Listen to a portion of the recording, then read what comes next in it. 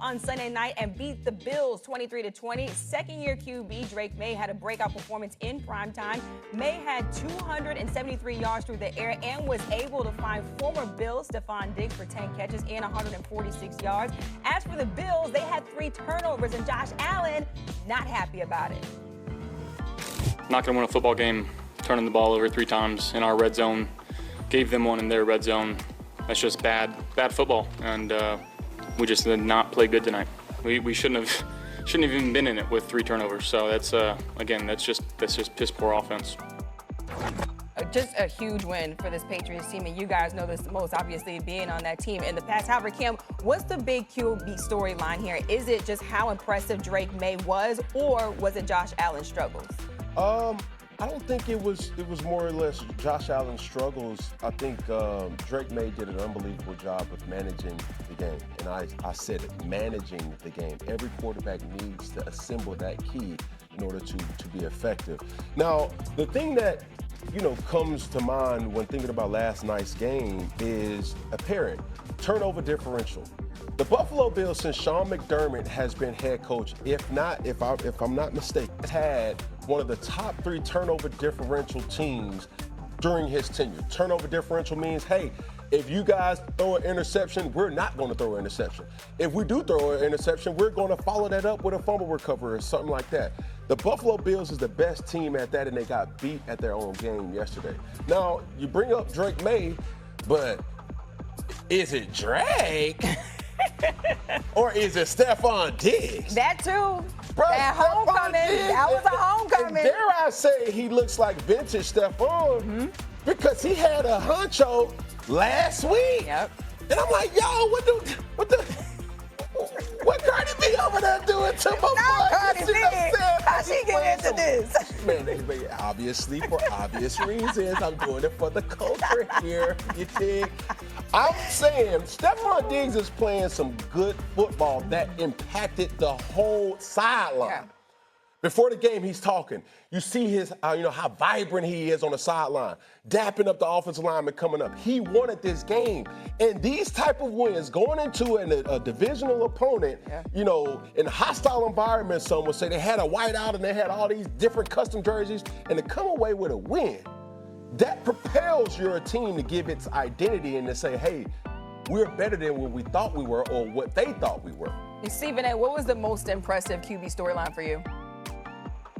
Well, I think the combination of Drake May and Stephon Diggs have to rule the day. I mean, when you think about Drake May, what did he end up with? Like 273 yards? Forget all of that. He was 13 of 14 in the second half for 184 yards. No turnovers. 13 for 14 for 184 yards in the second half on the road with no turnovers. Give that brother credit where credit is due. Listen, ain't nobody comparing him to Tom Brady, but succeeding Tom Brady, even though obviously that wasn't an immediate thing because he came years later.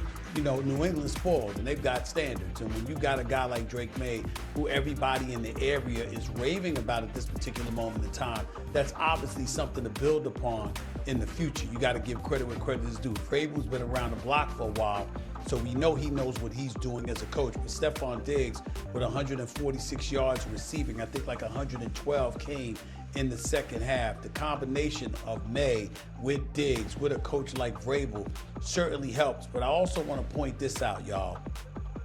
I know that Buffalo is the team to beat in the AFC East. I believe New England's coming. I don't believe New England's going to win the division. But maybe, just maybe, it's time to pump the brakes on the Buffalo Bills in this regard. I listened to Sean McDermott talking, and, we committed turnovers. We gave the game away. Obviously, Josh Allen said the same thing in the footage that we just played and what have you. Here's what I'm thinking, y'all. We've been talking about the Buffalo Bills for a while. You know what we haven't brought up? Who have they been playing? So you started off the season 4-0. The Ravens, and we see how they've looked right now. The Jets, the Dolphins, and the New Orleans Saints. Teams are collective 4-17. I mean, think about that. I'm just saying to myself, wait a minute now. It ain't like you've been going up against the creme de la creme in the National Football League. So I'm just saying that the Buffalo Bills, I believe in Josh Allen.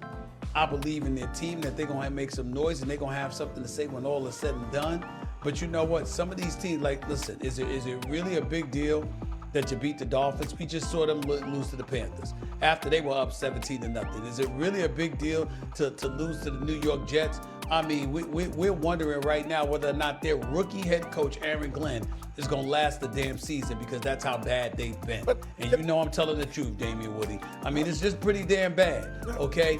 And the Saints, yeah, they beat the Giants yesterday, but the Giants beat themselves. I mean, my God, just giving up one turnover after another. So I think you got to look at the Bills in that regard. I don't like where Stephen A is at right now. He's too calm. He's having the case of the Mondays.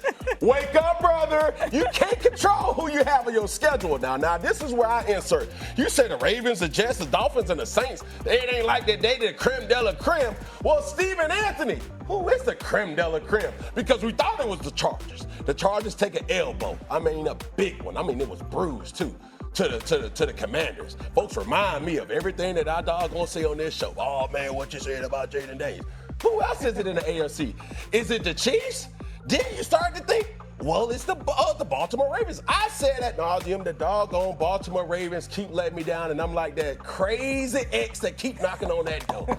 I believe in the Baltimore Ravens. So Stephen Anthony, who is the creme de la creme in the AFC? You only can play who you can play, bro. And so if you line them up, I'm going to knock them down. Yesterday, you would have probably said, man, well, they would have had a losing record. If they would have lost yesterday, they would have went 2-3.